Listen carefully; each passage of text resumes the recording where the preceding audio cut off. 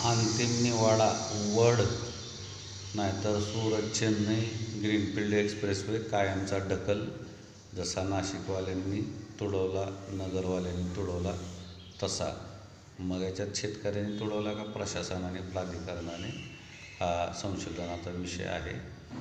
एकंदरीतच हे शिवधनुष्य पेल नाहीतर मग हारमान, किंवा एक तर चढ नाहीतर मग कायमचं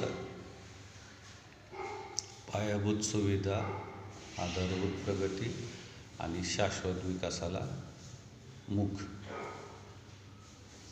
नमस्कार मित्रांनो, मी डॉक्टर मनोज कुमार प्रेमराज मुनक.